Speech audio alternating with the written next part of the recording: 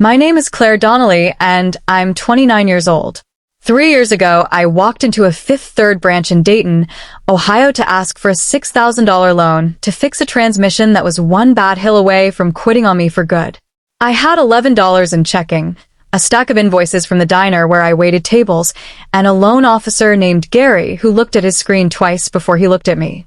"Ma'am," he said, "have you seen your balance?" I told him I'd seen it that morning. $11 and change. He turned the monitor around. $34,182,000. He asked me again, slower, like maybe I hadn't heard him the first time, why exactly I needed a loan. I want you to sit with that for a second because I sat with it for a lot longer than a second. I sat with it in the parking lot of that bank for 40 minutes with the engine off, staring at a number that did not belong to my life. And then I went home and I found out exactly whose name was sitting behind it, because the sender wasn't a stranger. The sender was somebody I had buried, in every way but the legal one, 9 years earlier. Welcome to Hidden Reckoning Stories, where the quiet ones finally get their say, and nothing stays buried forever. If you like stories about people standing up without ever raising their voice, drop a comment and subscribe, because what I found out that week is going to change how you think about every family member you've ever handled. Let me take you back to where it actually started. I grew up in Lima, Ohio, in a rented duplex on Elm that my mother, Denise, kept spotless the way some people keep a wound clean, obsessively, and mostly for show. My father left when I was 6. What was left of the family was my mother, me, and my older half-brother Marcus, who was Denise's son from a marriage before mine, 12 years older, already gone from the house by the time I could read. Marcus wasn't cruel. He was worse than cruel. He was absent in a way that felt deliberate. He showed up at Christmas maybe every third year, always with a story about a new job, a new city, a new girlfriend who was the one. My mother lit up every single time, like it was the first time. I used to sit at that table and watch her ration out a whole year of love in one evening, and I remember thinking even then, at 10 years old, that I would never get that math. I did the dishes. I did the homework. I did the being there. And being there, it turns out, is not a currency anyone puts on a Christmas card. When I was 20, my mother got sick. Ovarian cancer, caught late the way it usually is. I dropped out of community college and took 2 jobs so I could cover what her insurance didn't. I drove her to Cincinnati for the trials. I held the bucket. I learned to read blood work numbers the way other 20-year-olds learn to read a syllabus. Marcus called twice that year. Once to ask how she was doing. Once to ask, for months before she died, whether she'd gotten around to updating the paperwork, because he'd heard from a cousin that she hadn't seen a lawyer in years. I didn't understand what he meant then. I understand it perfectly now. My mother died on a Tuesday in March, 9 years ago, in a hospital bed in a room I'd painted blue myself because the hospital walls made her cry. Marcus flew in for the funeral. He gave a eulogy that made 3 women in the second pew reach for tissues, about a mother who gave everything for her children, and I sat in the front row in a black dress I'd bought on clearance and did not recognize a single sentence of the woman he was describing. Afterward, in the parking lot of Resurrection Lutheran, he hugged me for exactly as long as a hug needs to last to be photographed in someone's memory, and he said, "You were always so good with her, Claire. She's lucky she had you." Then he got in a rental car, and I did not hear from him again for 9 years. No calls. No verdad. Not a single message when I moved twice, changed jobs 3 times, got engaged, and then quietly unengaged. I told myself it didn't matter. I told myself I'd stopped waiting for the phone to ring somewhere around year 3, and mostly that was true. I built a life that didn't have room in it for a brother who only showed up when there was something to inherit. Which is exactly why 3 years ago, standing in that bank parking lot with my hands shaking on the steering wheel, the first thing I felt wasn't joy. It wasn't relief. It was a cold, clean kind of dread because I already knew the way you know weather is coming before the sky changes color. That $34 million landing quietly in my name meant somebody, somewhere, had done something they didn't want anyone to see. And I was right. But I had no idea, not yet, just how far back it went, or how many people had known and said nothing. That part of the story starts with a woman named Patricia Callahan, my mother's oldest friend, and a phone call I almost didn't answer. Patricia Callahan had been my mother's best friend since they were both 22 years old, working the same shift at a bakery in Lima that closed sometime in the 90s. She'd come to the funeral. She'd sent a card every year on the anniversary of my mother's death, which was more than my own brother had managed. So when her number showed up on my phone 3 days after I stood in that bank parking lot, I answered on the second ring. "Claire, honey," she said, and her voice had a wobble in it I'd never heard from her before. "I need to ask you something, and I need you to tell me the truth. Did somebody from a law office contact you? About your mother's estate?" I told her about the bank.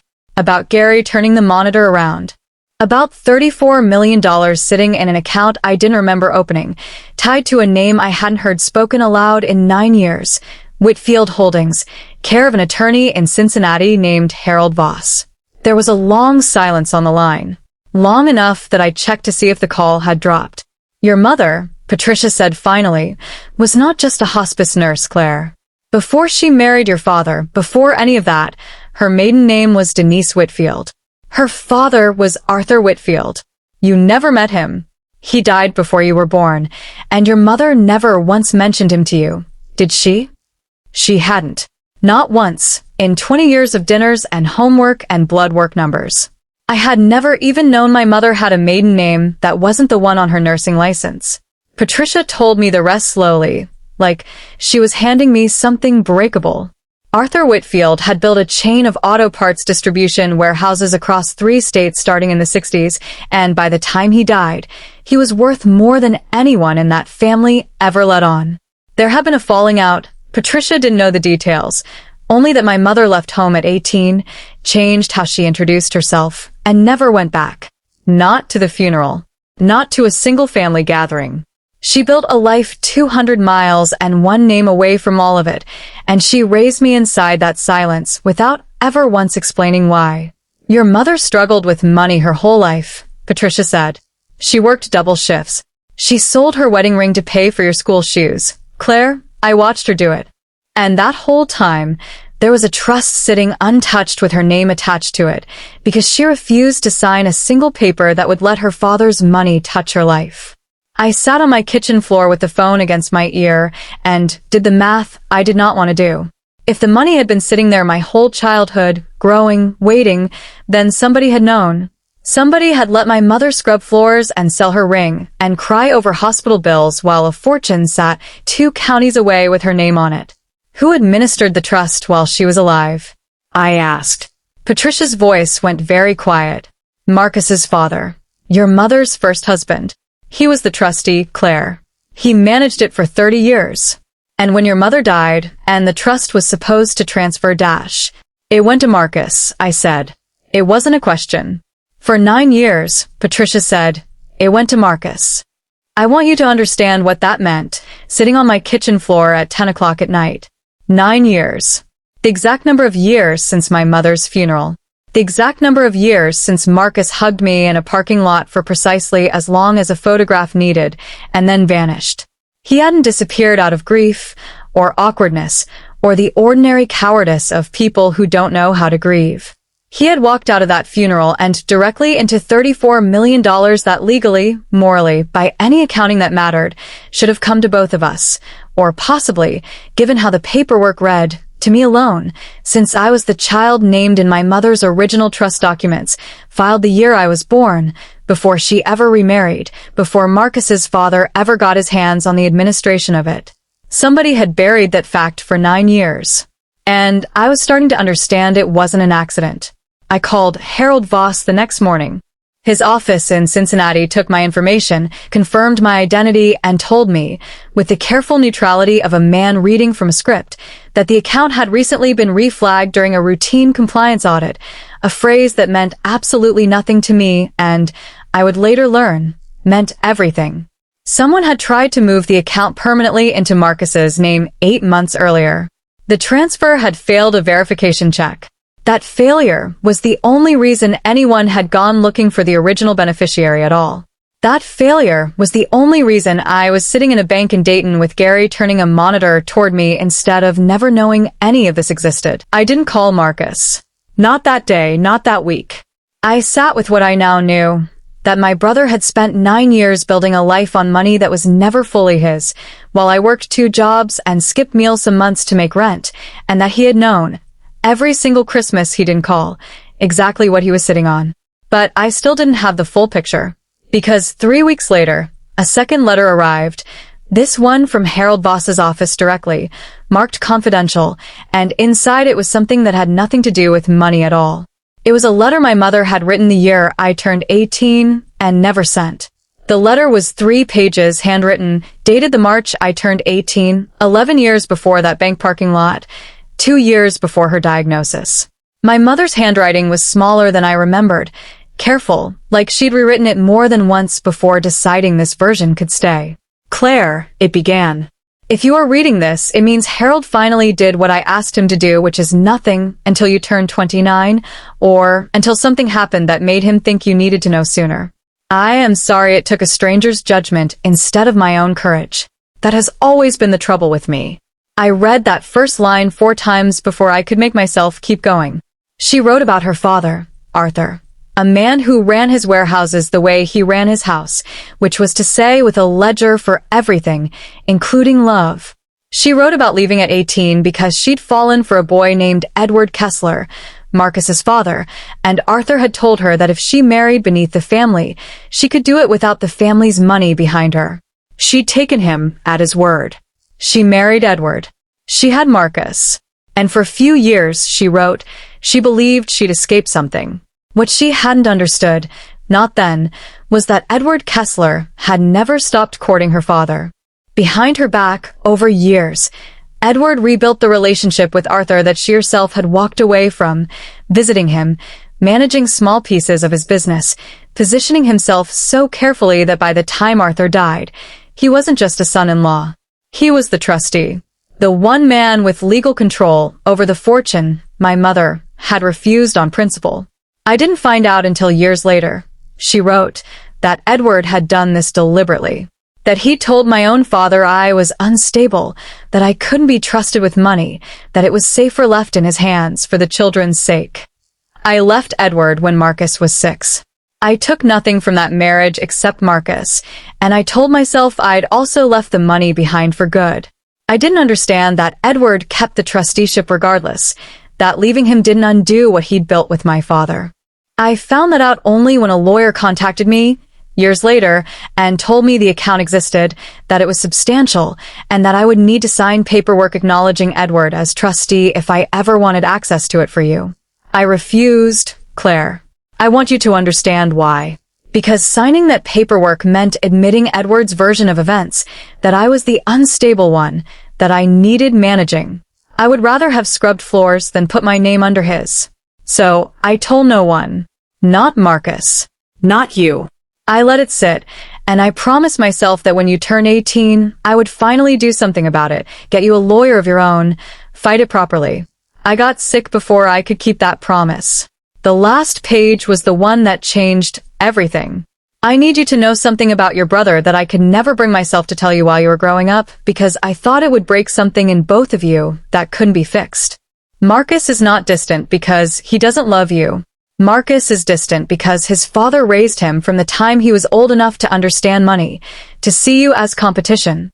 Edward told him, more than once in front of me, that half of everything he's owed will go to your sister if you're not careful. Marcus grew up believing that loving you and losing money were the same math problem. I watched Edward build that belief in him for 6 years before I got Marcus out of that house, and I was never able to fully undo it. I am not excusing what he became. I am telling you so that when you understand what happens after I'm gone, you understand it started before either of you had a choice in it. Harold has instructions. If Edward or Marcus attempt to claim the trust in full, using the leverage of my death, he is to intervene, quietly, not to punish, but to protect what is yours by right. I don't know what will have happened between the two of you by the time you read this. I hope, selfishly, that it's nothing bad. But if Marcus has taken what isn't his, please know that the boy who did that was built by his father, one morning at a time, starting long before you were born. That doesn't make it right. It makes it explainable. There's a difference, and you get to decide for yourself which one matters more to you. I love you both. I was a coward about money my whole life, and it cost you more than I ever wanted it to. Don't be a coward the way I was. Mom. I sat on my kitchen floor with that letter in my lap for a long time, alone, which felt right. For the first time in 9 years, I didn't want anyone softening what I was about to do. I called Harold Voss back the next morning and asked him exactly one question. What, precisely, had Marcus done in the 8 months since that failed transfer, and did he know I was the one who'd stopped it? Harold was quiet for a moment. Then he told me Marcus didn't know yet that anything had failed. Marcus believed, right up until the moment I walked into that bank, that the account was fully, permanently his. Which meant the conversation I was about to have with my brother was going to be the first honest one either of us had had in 9 years, and he had no idea it was coming. Marcus was getting remarried. That was the detail I hadn't mentioned yet. The one Patricia had let slip almost as an afterthought during that first phone call. A fall wedding at a vineyard outside Columbus, to a woman named Ashley he'd been with for 2 years. I hadn't been invited. I hadn't expected to be. But when the invitation showed up anyway, 10 days after I read my mother's letter, postmarked from an address I didn't recognize, I understood exactly what it was. Marcus needed a sister in the room. A photograph with both of them smiling. Proof, for Ashley's family, that whatever had happened in the past was resolved, tidy, forgivable. I almost didn't go. I sat with that letter and that invitation side by side on my kitchen table for 3 days, and what finally decided it wasn't anger. It was something closer to what my mother described in her own letter, a refusal to be a coward about it any longer. I called Harold Voss and asked him one more question before I RSVP'd. If I confronted Marcus about the trust in front of witnesses, would it complicate the legal process of reclaiming it? He told me, carefully, that the money was never actually in danger. The failed transfer had already frozen everything pending a formal beneficiary review, and I was, on paper, untouchable. Nothing I said out loud could cost me a cent of it. That was all I needed to hear, because this was never really about the money. It was about 9 years of silence dressed up as grief. The vineyard was beautiful in the unbothered way expensive things always are. String lights strung between old oaks, long tables set with white linen, a barn converted into something that smelled like cedar and rented flowers. I sat near the back during the ceremony and watched my brother marry a woman who had no idea what she was marrying into. Ashley was warm. She found me during cocktail hour, hugged me like she meant it, told me Marcus had mentioned his sister was hard to get a hold of, said she hoped we could get closer now that they were starting a family of their own. I didn't correct her there. That wasn't the room for it. The reception moved into the barn as the sun went down, and somewhere between the salad course and the toasts, Marcus's stepfather-in-law, a heavy-set man named Roger, who'd clearly had 2 glasses of wine more than he needed, leaned across the table and asked, kindly, the exact question that had been sitting under everything all night. So, how's it feel, having your family all back together? Marcus said you two went through a rough patch. I felt the old instinct kick in, the one that says smile, say something small, let it pass. And then I thought about my mother scrubbing floors 200 yards from a fortune with her name on it, and I thought about a 10-year-old boy being told, over and over, that loving his sister would cost him money, and I set my fork down. We didn't go through a rough patch, I said, loud enough for the table to hear, not shouting, just clear. My brother has been living off a $34 million trust that legally belonged to me for the last 9 years, and he never told me it existed. The table went quiet the way rooms do when the temperature drops before anyone understands why. Marcus's face went the color of the tablecloth. Ashley turned to look at him, and I watched her do the math in real time. The trip to Aspen last winter, the down payment on the house, the shop he'd opened with cash instead of a loan, all of it recalculating itself behind her eyes. Claire, Marcus said low, not here. You mailed me a wedding invitation instead of a phone call, I said. You've had 9 years of my phone number and never once used it to tell me the truth. I don't think you get to choose the room anymore. I told them the short version. The trust our grandfather left, the mother who refused to touch it out of principle, the trustee who quietly funneled it toward Marcus after her death, the failed transfer that was the only reason I'd ever found out at all. I didn't raise my voice once. I didn't need to. Roger had gone very still. Ashley's mother had a hand pressed flat against her chest. Marcus stood up so fast his chair scraped backward across the floor. "You don't understand what it was like," he said, and his voice cracked on the last word. "Growing up with Dad, hearing every single day that whatever I got, you'd get half. That loving you meant losing something. I didn't ask for that. I didn't build that." "No," I said, "but you kept it going. You had 9 years to pick up a phone, and you chose the money instead. That part was yours." He didn't have an answer for that. Nobody in that barn did. Ashley was the one who moved first. She walked around the table, took my hand, and said quietly, "Thank you for telling me before the marriage instead of after." Then she looked at her new husband and said something I didn't hear, and whatever it was, his face crumpled in a way that told me the conversation between them wasn't finished. Not by a long way. I didn't stay for cake. I walked out into the cool evening air past the string lights and the parked cars, and for the first time since that afternoon in the bank parking lot, my chest felt light instead of braced. Marcus called 3 days later. It was the first real phone call either of us had made in 9 years, and it lasted 2 hours. He didn't ask for forgiveness. He asked for the first time in his life to actually know me. We're still working out what that looks like.